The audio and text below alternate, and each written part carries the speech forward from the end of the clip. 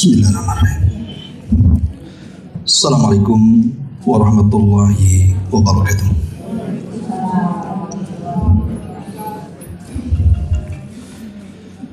Alhamdulillah wassalatu wassalamu ala Rasulillah wa ala alihi wa sahbihi wa mawalah wa la hawla wa la quwwata illa billahi wa ba'du. Hadirin dan hadirat yang dimuliakan Allah Subhanahu wa taala.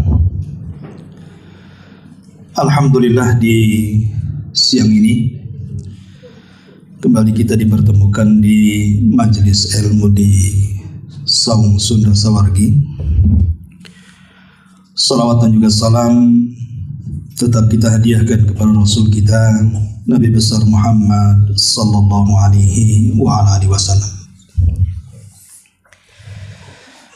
Tema di pagi hari ini, karena masih bertepatan di bulan Rabiul Awal, bulan yang penuh dengan catatan sejarah dari perjalanan hidup manusia yang paling mulia di permukaan bumi, Rasul Mustafa Muhammad sallallahu alaihi wasallam. Maka kiranya di pagi ini kita akan membahas tentang mengambil ibrah dari perjalanan kehidupan Rasul sallallahu alaihi wasallam. Tentu tidak semua, karena kalau kita mengambil pelajaran dari kisah hidupnya Rasul, boleh jadi usia kita meninggal tapi sejarahnya belum selesai kita kaji. Karena kehidupan Nabi SAW adalah kehidupan yang sangat komplit. Semua ada. Pantaslah kalau Allah Subhanahu wa taala mengatakan laqad kana lakum fi rasulillahi uswatun hasanah. Sungguh ada pada jati diri Nabi itu suri tauladan yang baik yang diikuti. Dan itu berbeda dengan para pemimpin-pemimpin dunia, bahkan pemimpin-pemimpin Nusantara. Tidak ada yang sebaik Nabi di kolong langit ini. Baik, kita akan memulai dari sejarah perjalanan Nabi Sallallahu Alaihi Wasallam sebelum diangkat menjadi Nabi dan Rasul.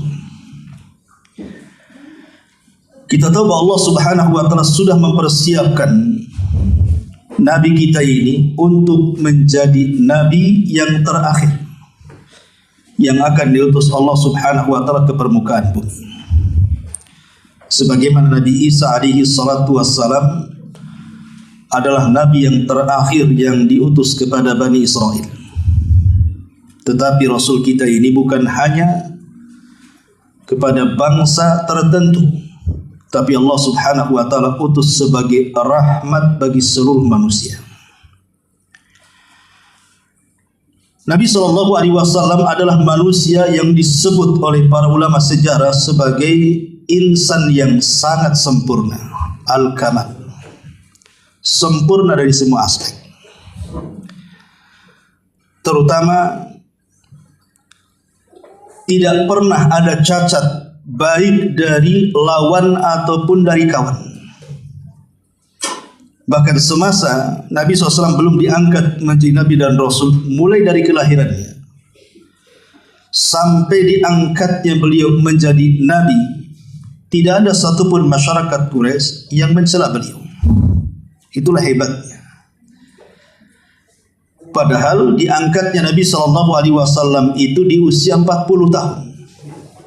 Artinya dari usia kelahiran beliau sampai usia 40 tahun, sepakat orang-orang Mekah menganggap Rasul itu orang baik. Tidak ada yang mengatakan dia tidak baik. Dari keluarga, tetangga dan masyarakat Quraisy, tidak ada yang mencacati Nabi SAW. Dan kita lihat dari ucapan Khadijah saat Nabi SAW awal-awal didatangi oleh malaikat Jibril, kemudian turun kepadanya surah Al-Alaq. Kemudian Nabi SAW betul-betul diperlihatkan Jibril dalam bentuk asli. Dia ketakutan. Kemudian dia meminta kepada Khadijah untuk dihilangkan ketakutannya dan mengatakan, zammiluni zammiluni, dathiruni dathiruni. Selimuti aku wahai Khadijah, selimuti aku. Maka Khadijah pun kemudian menyelimuti Nabi SAW, kemudian mengatakan, wallahi la yuhzikallahu abada. Demi Allah, orang sepertimu, kata Khadijah, tidak mungkin Allah Subhanahu wa ta'ala menyia-nyiakan, memberikan kehinaan kepada diri.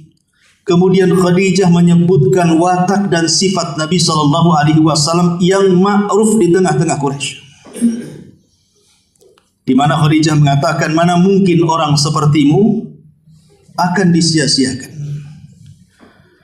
Innaka latasilur rahim wa tasduqul hadis wa tahmilul kalla wa taqsibul ma'dum wa taqril dhaifa wa tu'inu ala nawaibil haq. Kata Khadijah, engkau ini orang yang suka menyambung tali persaudaraan. Kalau bicara tidak keluar kecuali kebenaran dan kejujuran. Suka memikul beban orang lain. Suka mengusahakan sesuatu yang tidak ada pada orang lain. Bahkan suka menjamu tamu dan senantiasa membela kebenaran dan tidak suka dengan kebatilan. Lah, di sini Khadijah hendak menggambarkan bagaimana kesempurnaan akhlak Nabi SAW di mata orang-orang Mekah. Makanya Khadijah mengatakan, manusia sepertimu tidak mungkin dihinakan. Bahkan saat Nabi SAW mengirim surat kepada salah satu raja Romawi namanya Herakli. Ketika itu saat terjadi perjanjian Hudaybiyah, dimanfaatkan Rasul untuk mengirim surat kepada raja-raja. Lah, salah satu surat yang dikirim adalah kepada Herakli, meminta agar Herakli masuk ke dalam Islam kalau dia ingin selamat, dan engkau akan mendapatkan pahala 2 kali lipat. Ketika Herakli membaca surat itu, bahwa yang mengirim surat ini mengaku sebagai utusan Allah Subhanahu wa ta'ala, dia ingin menyelidiki. Lah, kebetulan di negerinya banyak kafilah-kafilah dagang dari Arab. Kemudian Herakli ingin menyelidiki surat ini, siapa yang menulisnya, bagaimana karakter dan akhlaknya, apakah betul dia utusan atau bukan. Dia meminta kepada mata-mata untuk menangkap para kafilah dagang yang sekabilah dengan orang yang mengirim surat ini. Lah, kebetulan di kafilah dagang itu ada Abi Sufyan. Sebelum masuk Islam tentunya, masih jadi musuh bebuyutan Nabi dengan kafilah dagangnya. Ditangkap Abi Sufyan ini dan dihadapkan kepada Raja Herakli. Lah, disitulah Herakli menginterogasi Abi Sufyan soal kepribadian orang yang mengirim surat, maksudnya Nabi SAW. Saya tidak hendak menceritakan secara sempurna, nanti kelamaan. Tapi di inti daripada interogasi daripada Herakli kepada Abi Sufyan, tentu lihat penerjemah karena dia tidak bisa bahasa Arab. Salah satunya dia bertanya, apakah sebelum dia mengaku dirinya menjadi Nabi, dia pernah berdusta? Hal yakdzib, apakah dia pernah berdusta? Abi Sufyan sebenarnya dia ingin berdusta. Dia ingin menjelek-jelekan Nabi SAW bagaimanapun dia musuhnya.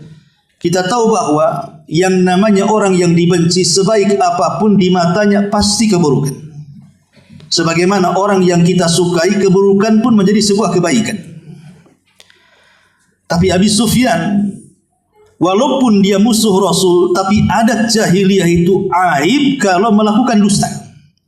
Sehingga dia mengatakan, kalau bukan karena malu aku berdusta, tentu aku akan berdusta. Tapi aku tidak mau berdusta. Dia terkadang perangai orang-orang jahiliyah ini jauh dibandingkan perangai kita.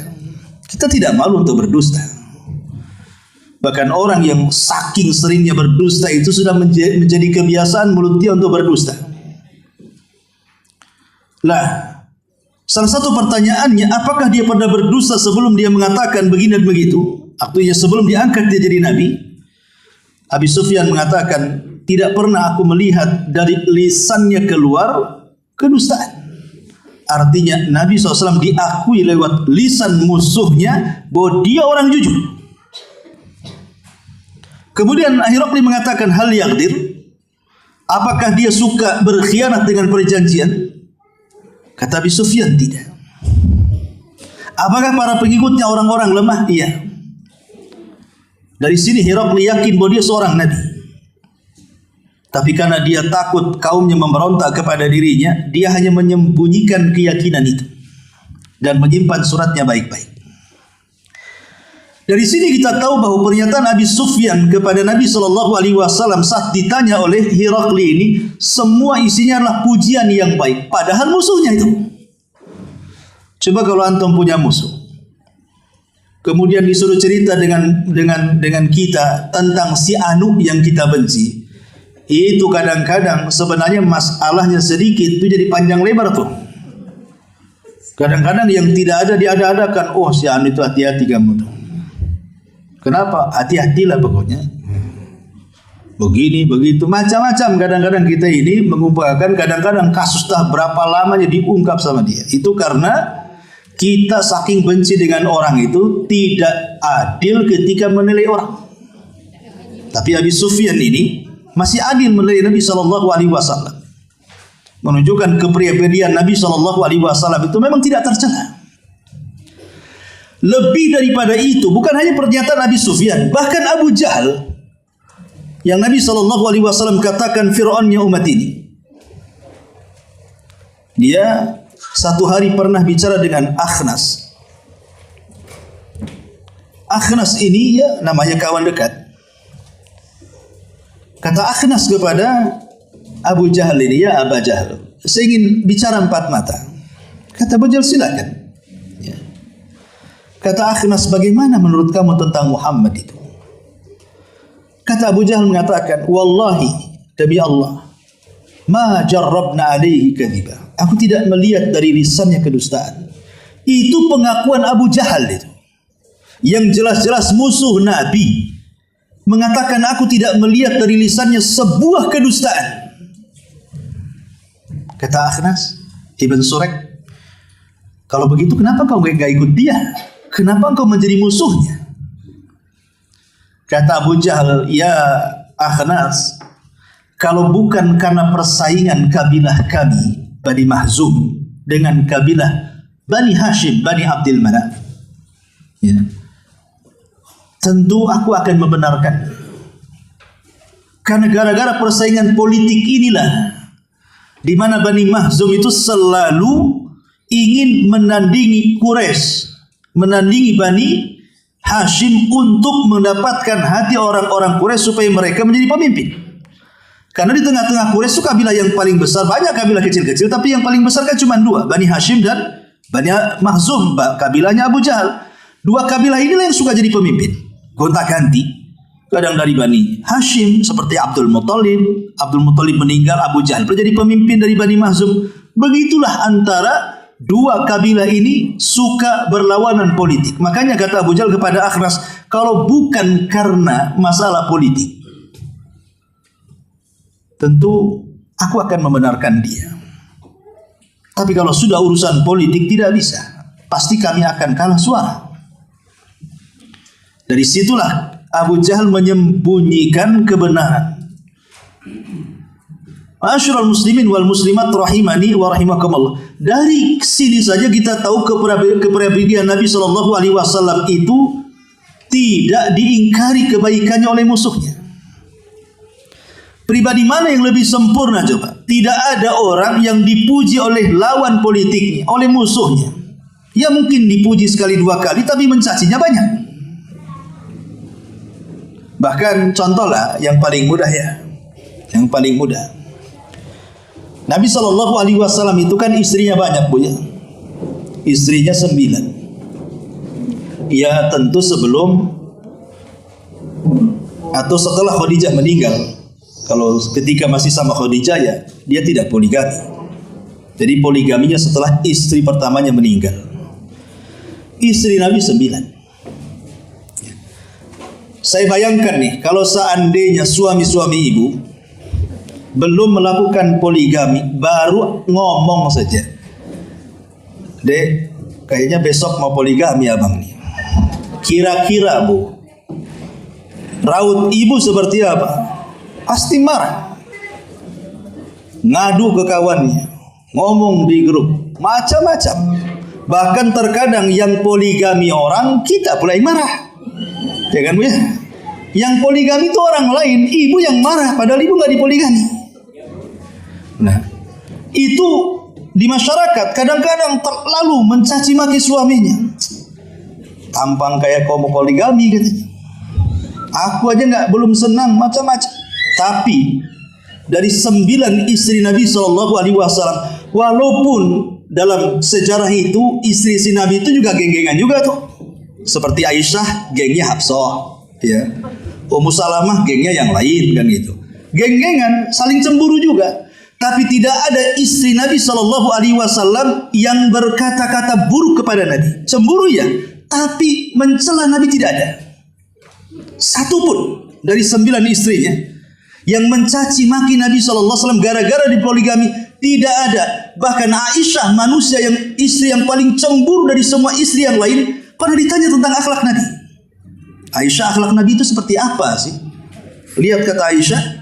Aisyah mengatakan kana khuluquhul Quran. Akhlaknya suamiku itu Quran. Lihat. Istri yang paling cemburu di antara 9 istri saja, kalau ditanya akhlak Rasul, bilang Quran. Ini ibu belum dipoligami, baru akan. Wah, maki-maki suaminya. Habis dibully. Ya. Bahkan dari sini jatah pula. Nah ini dari sini kita tahu kepribadian Nabi SAW itu luar biasa. Sampai tidak ada satupun istrinya yang mencela. Ma'asyiral muslimin wal muslimat rahimani wa rahimakumullah. Bahkan pembantunya Anas bin Malik radhiyallahu 10 tahun bersama Nabi. Tidak pernah disalahkan. Walaupun dia melakukan sesuatu yang tidak diperintahkan atau diperintahkan kemudian tidak dilakukan, tidak pernah dicela Nabi SAW. Tapi banyak para pembantu itu bukan hanya dicaci maki, disiksa sama majikannya. Ma'asyiral muslimin wal muslimat rahimani wa rahimakumullah. Makanya Rasul itu pribadinya sangat sempurna, al-kamal, sangat sempurna. Sempurna itu bukan berarti Nabi itu punya kesaktian, tidak. Karena terkadang di masyarakat yang sangat kecewa, frustasi, terkadang mereka menghayalkan kalau bisa muncul seorang tokoh hero kayak Superman. Kalau bisa kan begitu ya. Masyarakat yang kecewa dengan pemerintah, oh cobalah ada satu tokoh kayak Batman, Superman atau apa kan, digasak para koruptor itu. Mungkin bagi kita seperti itu, tapi Islam itu kan rasional. Islam itu kan istilahnya dongengan orang-orang barat saja kan begitu. Islam itu sesuai dengan akal pikiran. Sempurna itu bukan di situ maksudnya.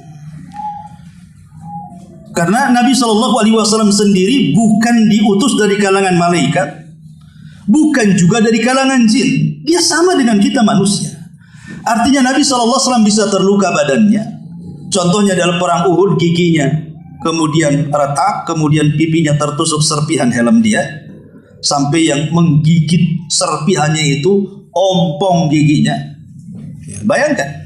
Tapi setelah ompong, kata Nabi SAW, kalau tersenyum paling indah senyumnya. Karena gara-gara mencabut serpihan. Coba kalau sekarang ada orang ompong tersenyum agak lari. Gitu. Padahal masih muda disangka nenek-nenek gitu ya. Artinya bahwa Nabi SAW manusia bisa terluka. Rasul pun sedih sama dengan kita. Rasul sedih sama dengan kita. Ketika meninggal Khadijah, di tahun yang sama meninggal juga pamannya Abu Talib. Tahunnya loh sampai disebut Amul Hazni, tahun kesedihan. Rasul sedih selama setahun itu. Karena dia manusia. Ada rasa sedih. Bahkan ketika meninggal Ibrahim di akhir-akhir kehidupannya, betul-betul dia meneteskan air mata. Sampai Abdurrahman ibn Auf kaget dan mengatakan, ya Rasul, bukankah engkau yang melarang menangis saat ada kematian? Maka Nabi SAW mengatakan, ya Abdurrahman, ini tangisan rahmat, bukan niyaha.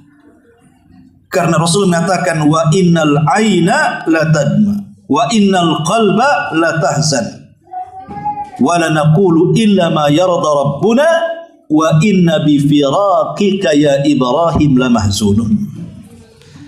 Yang namanya mata itu bisa mengeluarkan air mata, hati bisa bersedih.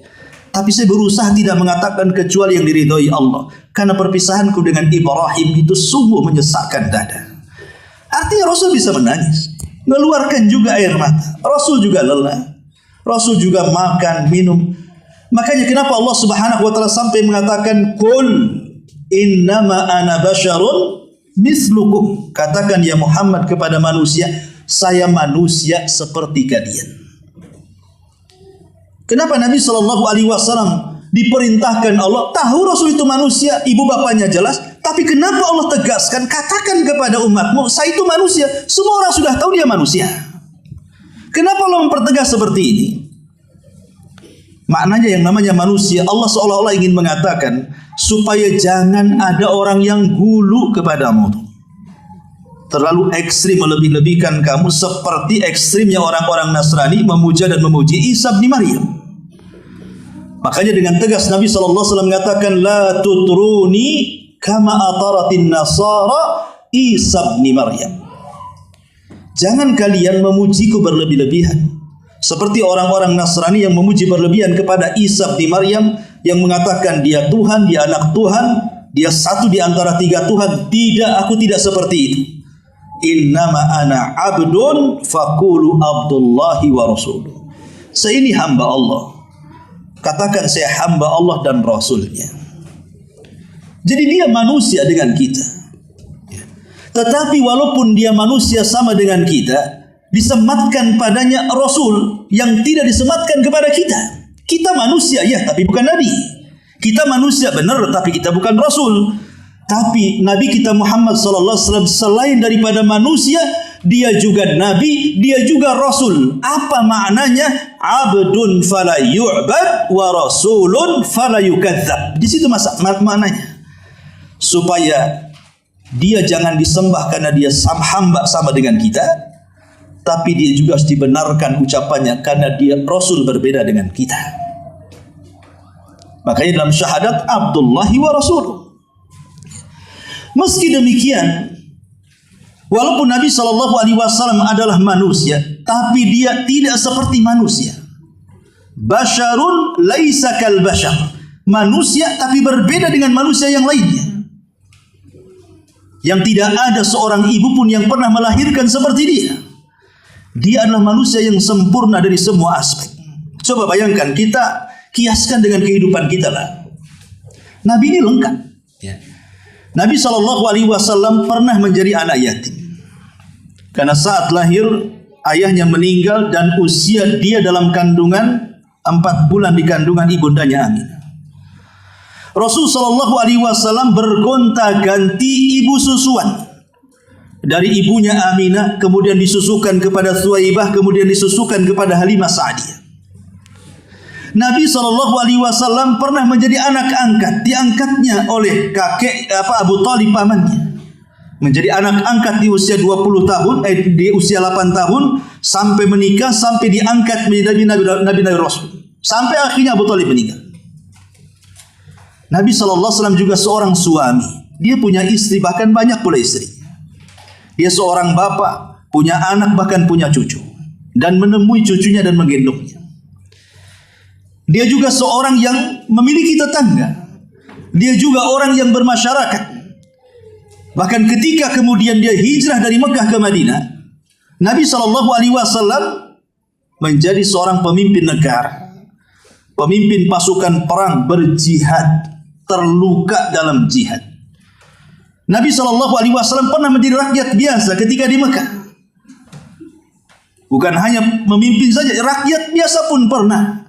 menjadi penggembala, pernah menjadi peniaga, pernah bahkan bermuamalah dengan orang seperti bekerja sama dengan Khadijah juga pernah. Ya. Sebutkan coba. Semua ada.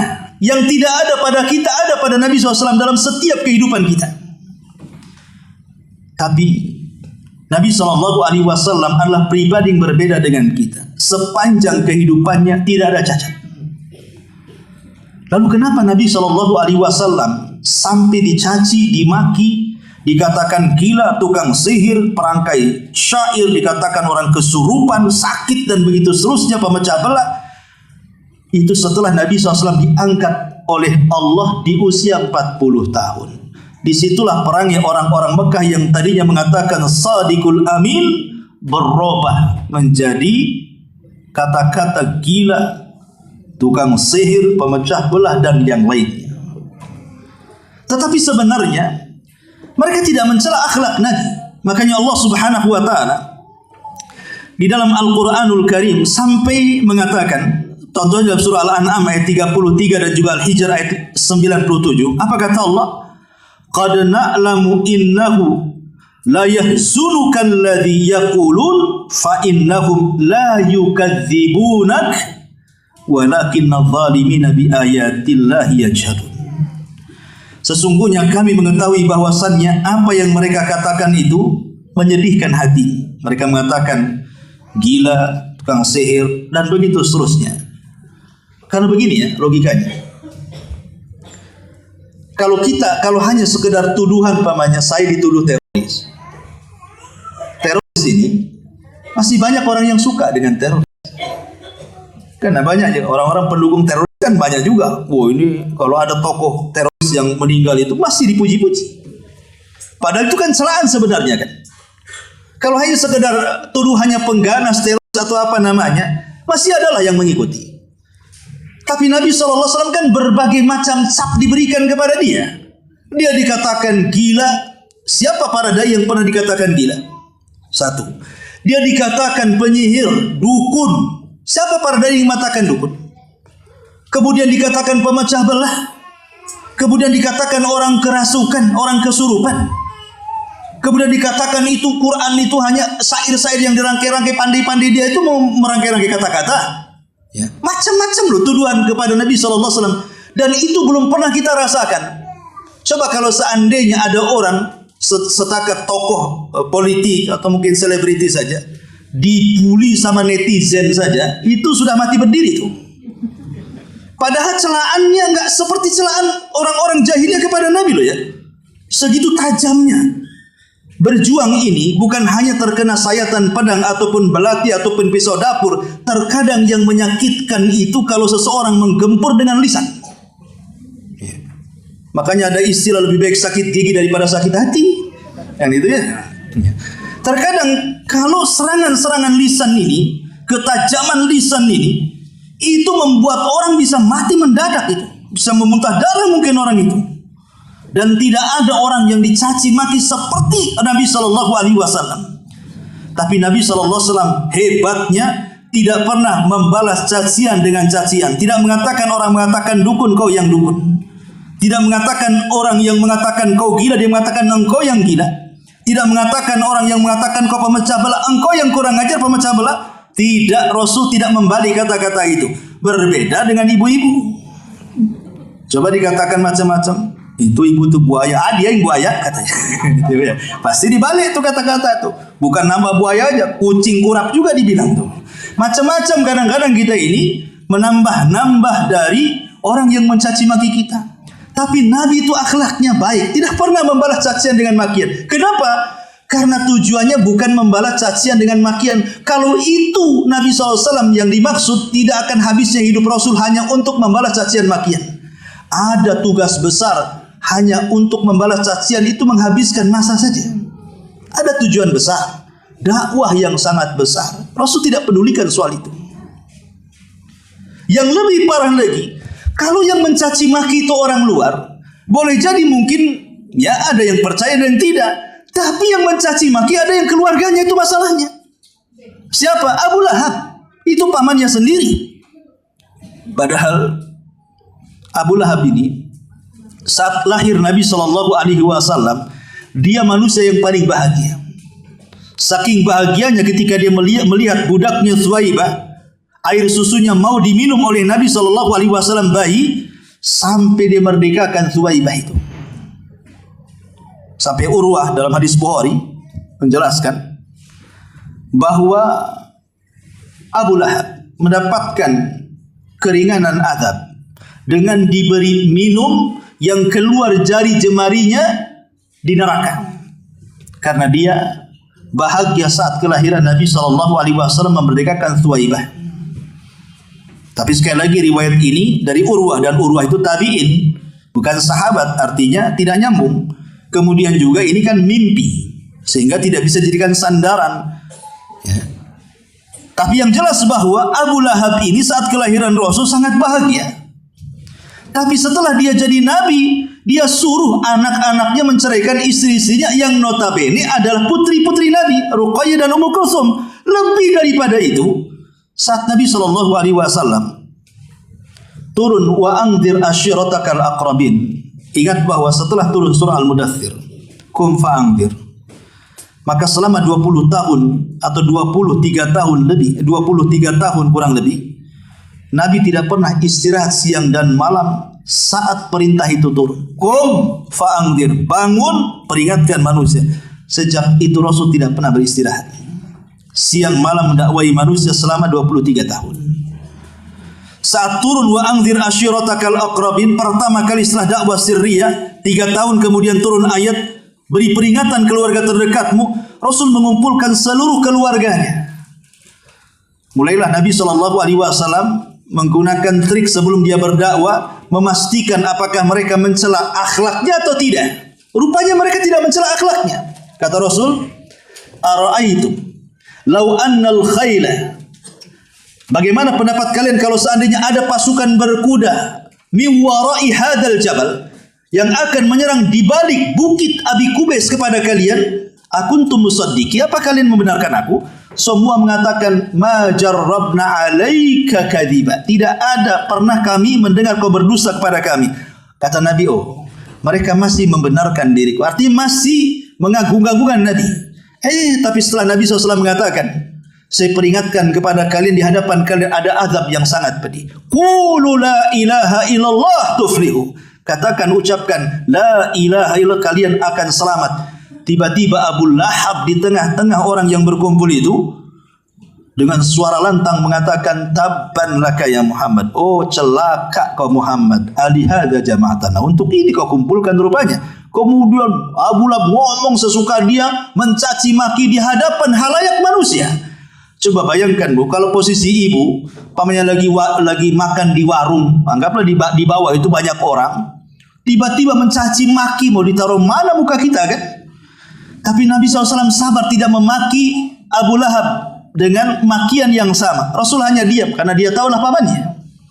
Tapi Allah Subhanahu wa taala mengatakan, man 'ada li waliyan faqad adzantuhu bil harbi. Siapa yang memusuhi wali-waliku, apalagi dia seorang nabi, dia mengajak perang denganku. Turun Jibril ayat surah Al-Lahab, tabbat yada abi lahabi wa tab.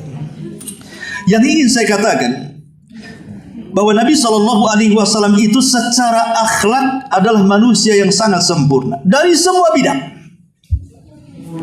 Tidak ada celaan sama sekali. Ketika dia jadi penggembala, dia dipuji oleh teman-teman penggembalanya. Sampai-sampai kalau musim kawinan, kawan-kawan penggembalanya ini biasanya kan mereka mendatangi walimatul arus. Itu mereka bingung mau meletakkan kambing di mana tuh. Karena kalau ditinggalkan bisa hilang kambingnya, bisa dimarahi tuannya. Tapi kalau tidak, maka mereka tidak bisa hadir di walimatul arus. Tapi Rasulullah SAW mengatakan, sudah titipkan saja kambing-kambing kalian kepadaku. Rasul yang merawat, kadang-kadang walimah itu 2 hari, 3 hari, 4 hari, kadang seminggu.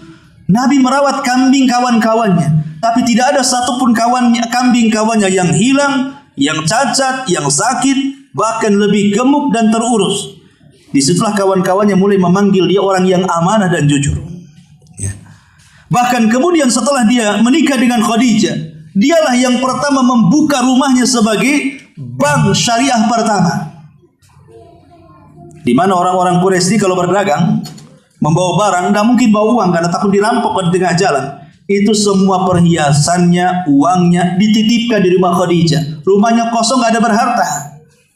Dan mereka yakin bahwa kalau menitip barang di rumah Khadijah, maka mereka akan aman. Bahkan ini terus berlangsung bukan hanya sebelum jadi Nabi, setelah jadi Nabi, walaupun orang-orang Quraisy benci dengan Nabi, masih menitipkan barangnya kepada Nabi. Coba bayangkan coba. Ibu kalau titipin barang sama tetangga, kalau masih baik oke lah, ya kan? Titip motor bu ya, silahkan taruh aja. Kan itu. Sekali jadi musuh, jangan lagi titip motor, titip kunci aja tidak mau. Titip ucapan saja tak mau. Nah kadang-kadang seperti itu, tapi Nabi SAW tetap menjadi tempat penampungan sampai ketika hijrah. Kenapa Ali tidak disuruh hijrah duluan? Bahkan disuruh hijrah belakangan. Bahkan Rasul hijrah duluan bersama Abu Bakar. Alasannya karena masih banyak barang titipan yang belum sampai kepada pemiliknya. Itulah kemudian Rasul mengatakan kepada Ali, berikan nih semua barang-barang kepada pemiliknya, baru kau nyusun. Yang kedua, karena Rasul yakin Ali tidak mungkin dibunuh. Kenapa? Dia anak pembesar Quraisy, Abu Talib. Ya. Siapa yang bisa menyentuh Ali, anak pemimpin? Makanya Rasul SAW yakin dengan Ali. Walaupun sebenarnya bisa saja Ali itu mengalami kematian. Bagaimana kalau rumahnya dibakar? Rumahnya diserbu dengan panah dan begitu seterusnya kan? Ma'asyiral muslimin wal muslimat rahimani wa rahimakumullah. Intinya bahwa dari semua ulasan ini, bahwa Nabi SAW itu sama sekali manusia yang tidak ada celah, baik dalam keluarga, baik di tetangga, baik di lawan musuh, apalagi di tengah-tengah para sahabat. Tidak ada celah bagi Nabi SAW. Tapi kalau pemimpin sekarang ini terkadang kayak wayang, kayak orang sandiwara, kadang hanya sekedar pencitraan saja kan. Kadang-kadang ya, kalaupun mau berbuat baik ke masyarakat itu harus ada wartawan minimalnya, ya kan ya, dipotret lagi masuk parit, bersihin got, atau apa ya, atau bagi beras atau apa gitu ya. Itu hanya pencitraan saja umumnya. Tapi Nabi SAW bukan pencitraan. Memang lahiriahnya dan juga batiniahnya sama saja. Ucapan Nabi di luar dengan ucapan Nabi di dalam itu sama saja. Dia ngomong di tengah-tengah masyarakat dia jujur, masuk ke dalam rumah juga dia jujur. Dia ngomong dengan lembut di tengah masyarakat, dia pulang ke rumah pun tetap dia lembut dengan keluarganya. Tapi kan tidak seperti kita. Oh, kadang-kadang kalau sama kawan, kadang-kadang takut tersinggung kawan itu. Ngomongnya diatur kadang-kadang. Apalagi sama bos, itu kalau bisa itu ditata rapi omongannya kan. Ya. Tapi pulang ke rumahnya, istrinya sedikit salah saja keluar makiannya. Itulah kita kadang-kadang. Baik di luar, tapi tak baik di dalam. Loh Rasul enggak luar dalam baik itu. Ya contohnya tadi, tidak ada satupun istri Rasul yang mencela Rasul. Ya pernahlah sekali demonstrasi ya, ingin menambah tambahan belanja, tapi tidak mencaci maki. Mereka hanya mintalah tambahan belanja kepada Rasul. Tapi Rasul kan sudah berusaha sebaik mungkin memberikan nafkah kepada keluarganya. Kemudian Allah turun, kalau mereka istri-istrimu ingin minta tambahan, kata Allah, berikan saja, habis itu ceraikan dengan baik. Tapi kalau mereka ingin kembali, maka ku terima tobatnya.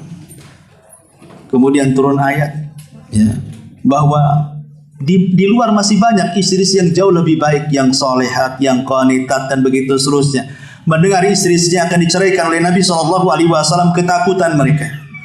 Akhirnya mereka mengatakan, kami tidak meminta tambahan belanja, kami ingin menjadi istrimu dunia dan akhirat. Coba hari ini, ibu-ibu kalau kurang tambah belanja, emang kau aja laki-laki katanya. Di sana masih banyak laki-laki. Ya, itu mulai itu. Artinya bahwa begitulah kehidupan Nabi, luar dalam itu memang luar biasa. Ya. Ma'asyiral muslimat yang dimuliakan Allah Subhanahu wa ta'ala. Baik, ini sebelum diangkat menjadi Nabi. Memang Nabi itu sosok yang luar biasa dari semua segi. Sudah habis baterainya. Kalau habis baterai berarti selesai pengajiannya. Iya. Jadi sebelum Nabi luar biasa, sosok kepribadian yang dipuji oleh Allah Subhanahu wa taala, wa innaka la'ala khuluqin 'azim. Sesungguhnya engkau wahai Muhammad di atas akhlak yang sangat terpuji. Baik, kita masuk bagaimana setelah diangkat beliau menjadi nabi dan rasul. Ma'asyiral muslimin wal muslimat rahimani wa rahimakumullah. Perjuangan dakwah Nabi sallallahu alaihi wasallam adalah perjuangan yang tidak bisa kita bayangkan. Begitu susahnya Rasul sallallahu alaihi wasallam dalam berdakwah. Tetapi karena dia sosok yang sempurna, dalam waktu sesingkat-singkatnya yang tidak pernah ada dalam sejarah, baik sejarah sebelum atau setelahnya, yang bisa merubah semua menjadi pengikut beliau, baik di Madinah sebelumnya ataupun di Mekah setelahnya dengan Fathu Mekahnya, dan kabilah-kabilah di sekitar Hijaz, semua memeluk Islam. Bahkan saat Hajjatul Wada 100.000 yang ikut haji bersama Nabi Sallallahu Alaihi Wasallam. Dari permulaan dakwah yang hanya 1-2 yang mengikut sampai 100.000 lebih dalam jangka kurun 23 tahun. Mana Nabi siapa sebutkan? Yang berdakwah sesingkat itu memiliki pengikut yang begitu banyak. Nabi SAW tidak berdakwah diiming-imingi dengan uang. Sebagaimana para pejabat sekarang kalau ingin mencari pengikut dalam kampanye minimal ya miliar lah kan. Ada yang sampai triliun itu. Makanya kalau jadi pejabat koruptor jadi gitu. Suka ngambil uang rakyat. Ya. Modalnya besar masalahnya. Ya. Jadi dia tidak pernah mengiming-imingi dengan uang, enggak, betul-betul menyampaikan kebenaran. Bahkan kalau itu yang dikehendaki Nabi SAW, ada seorang namanya Utbah ibn Rabi, diminta sama orang-orang Quraisy untuk membujuk Nabi. Karena saking pusingnya orang-orang Quraisy itu, ditekan dengan kekerasan tak bisa, bahkan disakiti sahabatnya pun tak bisa. Coba bayangkan kalau Nabi dianggap gila, nanti pengikutnya lihat, itu pengikut orang gila. Kalau Nabi diangkat tukang sihir, berarti dikatakan itu pengikutnya pengikut tukang sihir. Jadi betul-betul nurun kepada pengikutnya. Coba kayak ibu lah mbak, saya dibilang orang itu Abu Maher itu orang gila, itu yang ngaji-ngaji itu orang gila juga tuh gitu kan.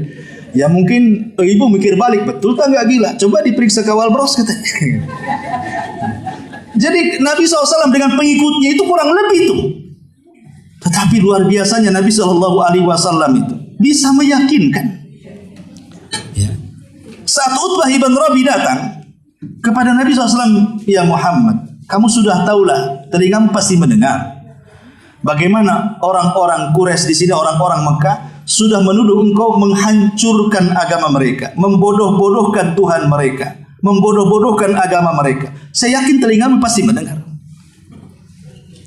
Kata Utbah ibn Rabi, bagaimana kalau seandainya saya ingin bertanya satu hal, sebenarnya apa tujuan wahai Muhammad?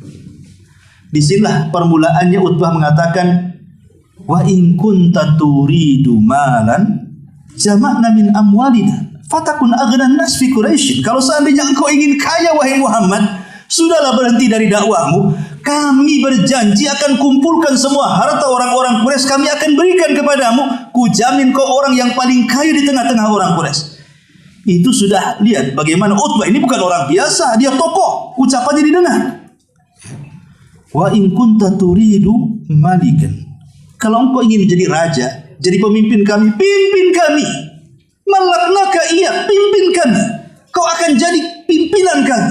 Terserah kamu, pimpin kami. Asal jangan kau teruskan dakwah.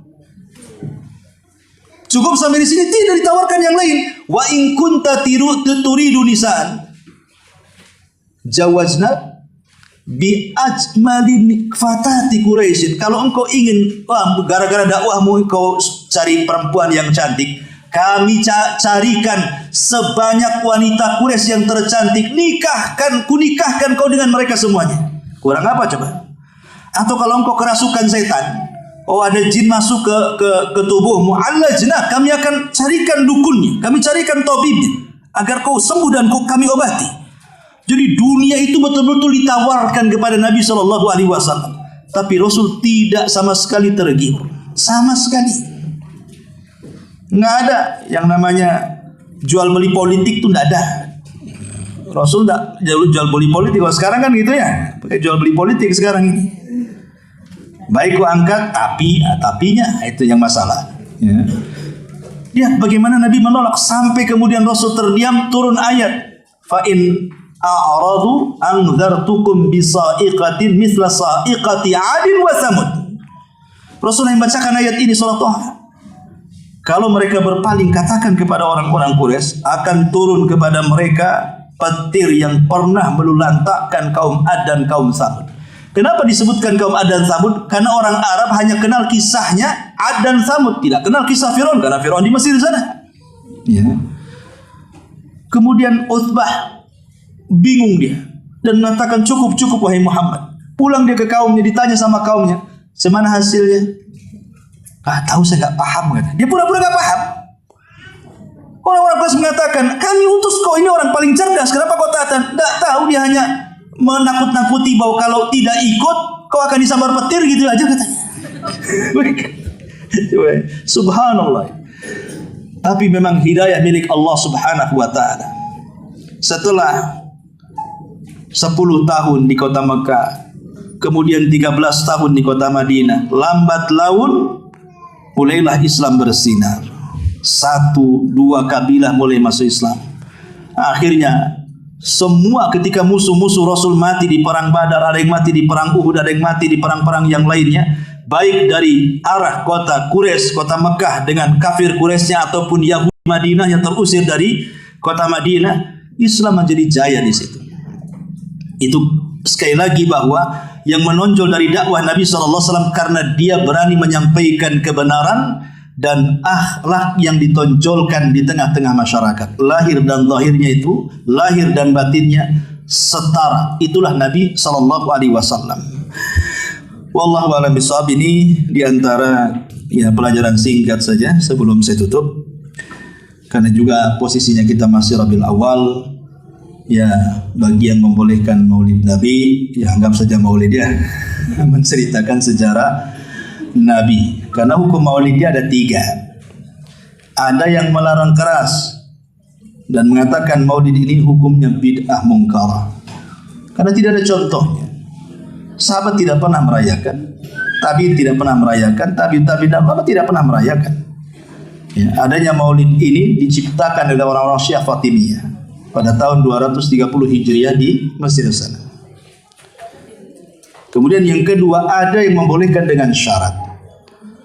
Seperti Imam As-Suyuti, seorang mazhab Syafi'i, Ibnu Hajar Al-Haytami, kemudian juga Al-Qardawi, ya.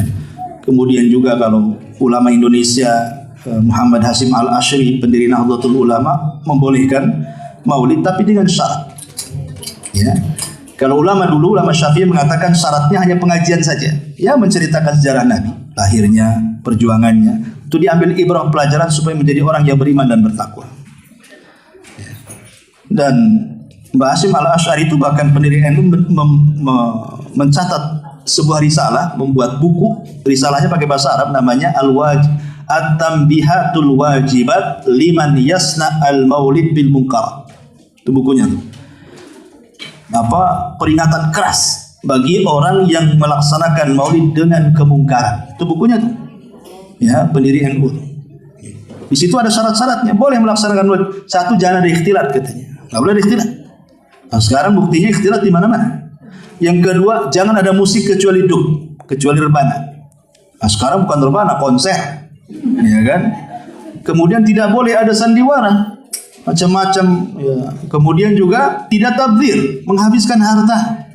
Kebanyakan sekarang maulid jor-joran itu. Habis selesai maulid utangnya banyak kan gitu. Kemudian tidak boleh menghabiskan waktu sia-sia. Jadi ada syaratnya. Ya intinya juga samalah dengan ulama-ulama Safiyah dahulu seperti Al-Haytami dan juga As-Suyuti mengatakan bahwa boleh maulid sekadar hanya pengajian menceritakan sejarah Nabi, selebihnya sedekah. Bersedekah. Ya, kalaupun yang membolehkan maulid ya bersedekah. Di Rabiul Awal ini perbanyak sedekah.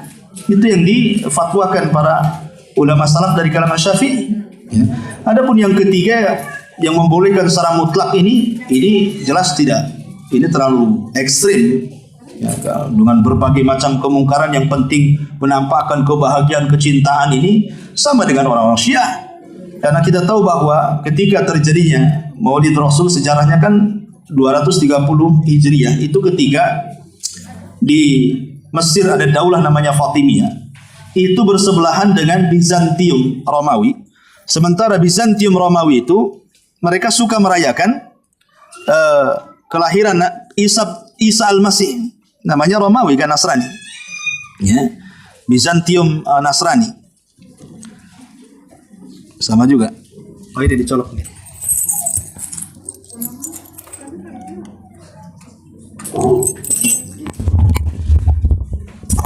Jadi saya ulangi bahwa daulah Fatimiyah itu bersebelahan dengan Bizantium Romawi, dan Romawi agamanya Nasrani. Biasa mereka melakukan Maulid Isa Al-Masih.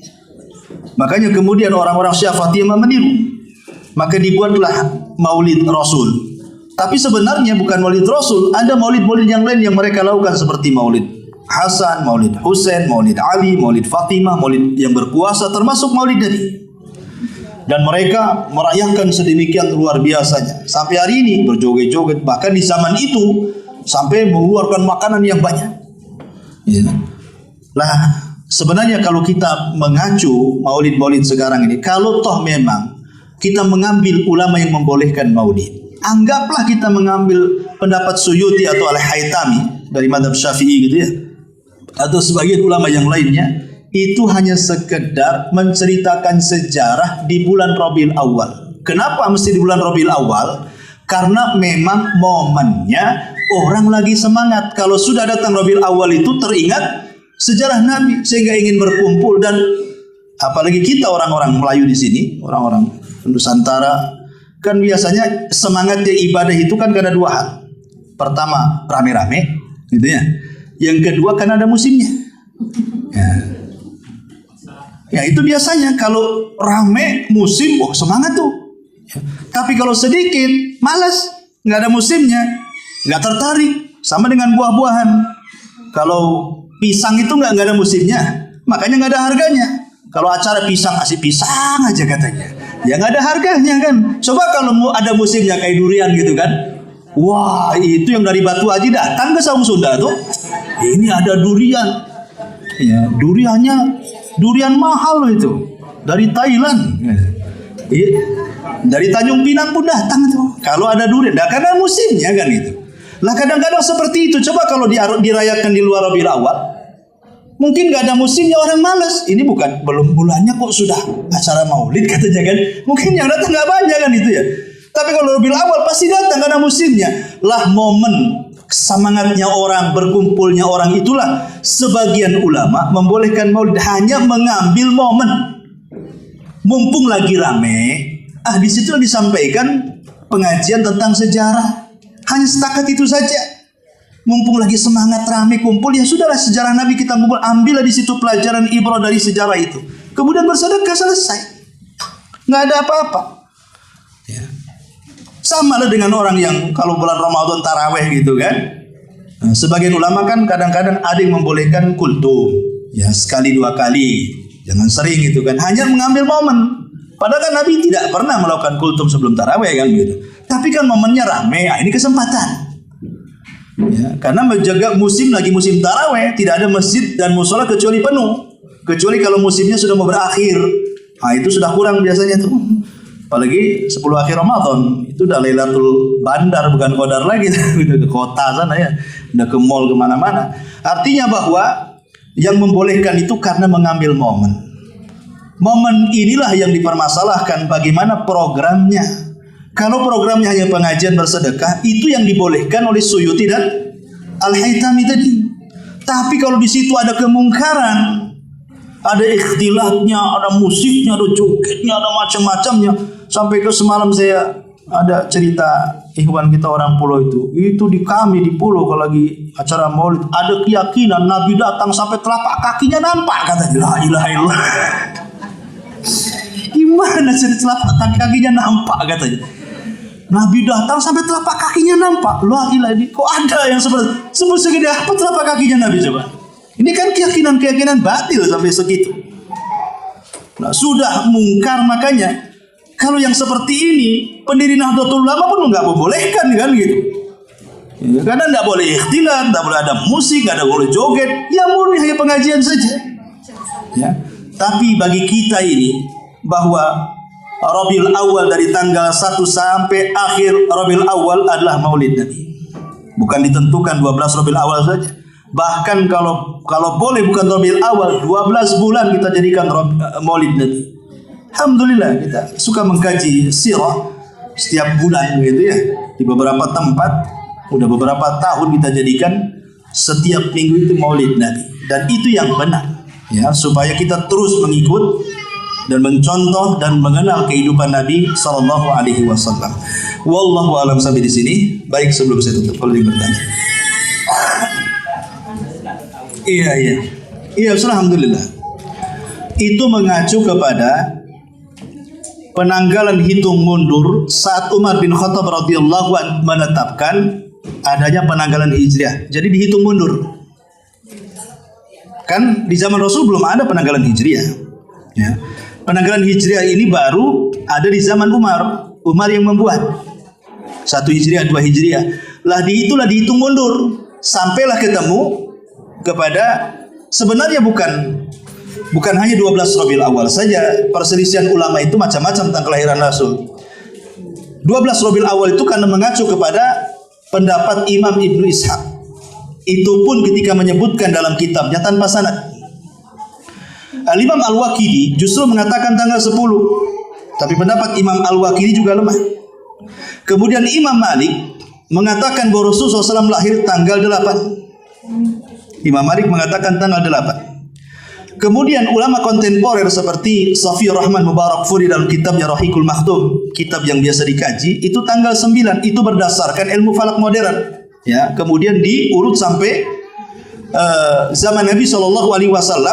Kemudian ditentukan Nabi SAW lahir tanggal 9. Dan ini yang banyak dikuatkan para ulama, tanggal 9 berdasarkan ilmu falak.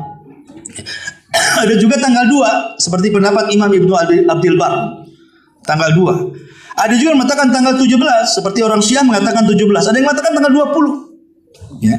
Jadi secara tanggal saja ulama berbeda pendapat di sini, dari tanggal 2, tanggal 9, tanggal 8, tanggal 10, tanggal 12, tanggal 17, tanggal 20. Ini secara tanggal saja tidak bisa kita tentukan. Kemudian secara bulan juga diperselisihkan. Imam Ibnu Hazm dibilang Ramadan. Ya. Kemudian ulama yang lain mengatakan Safar, ulama yang mengatakan Rajab, ada yang mengatakan Rabiul Awal, dan ini yang paling masyhur. Ya. Kemudian setelah perang Gajah, ada yang mengatakan 1 bulan, 30 hari setelah perang Gajah, ada yang mengatakan 50 hari setelah perang Gajah, bahkan ada yang mengatakan 10 tahun setelah perang Gajah, bahkan ada yang mengatakan 20 tahun setelah perang Gajah. Ini saja masih diperselisihkan. Perang Gajahnya sahih. Ya. Tapi kan setelah perang Gajah ini berapa hari, berapa bulan, berapa tahun ini diperselisihkan juga. Yang disepakati cuma 2 hari, Senin tidak ada khilaf, kemudian tahun Gajahnya tidak ada khilaf. Selebihnya diperselisihkan para ulama. Kenapa terjadi perselisihan coba? Karena tidak ada ibadah khusus di bulan Rabiul Awal. Kalau ada ibadah khusus di bulan Rabiul Awal mengenang kelahiran Rasul, pasti sahabat akan melakukannya. Minimalnya para tabi'in dan ulama melakukannya. Oh, kalau sudah tanggal sekian mereka ada sholat khusus, ada puasa khusus, ada sedekah khusus, ada ibadah khusus. Tentu akan mengerucut perselisihannya. Karena apa? Biasanya kalau ada ibadah khusus ditentukan tanggal, hari, bulan, dan tahun biasanya. Lah karena tidak ada ibadah-ibadah khusus, makanya terjadi silang pendapat. Ya. Tapi Imam Ibnu Katsir mengatakan malam kelahiran Nabi SAW itu lebih utama dibandingkan malam Lailatul Qadar. Maksudnya malam dulu ketika perang setelah perang Gajah, bukan setiap tahun, setiap datang Maulid lebih baik Lailatul Qadar. Enggak, maksudnya dulu saat Rasul lahir malamnya itu lebih baik daripada Lailatul Qadar. Ya wajar karena memang lahirnya Rasul adanya Lailatul Qadar, kan begitu. Ya. Tapi jangan disalahpahami karena orang memahami perkataan Ibnu Katsir seolah-olah setiap tahun kalau datang Rabiul Awal di tanggal 12 malamnya lebih baik daripada Lailatul Qadar. Bukan itu pemahamannya. Maksudnya dulu di awal kelahiran Rasul, itu maksudnya. Ya. Jadi ini kadang-kadang harus diluruskan juga supaya jangan salah paham. Wallahu a'lam. Baik, sampai di sini. Subhanallah bihamdika, asyhadu an la ilaha illa anta astaghfiruka wa atubu ilaik. Allahu ta'ala alam. Assalamualaikum.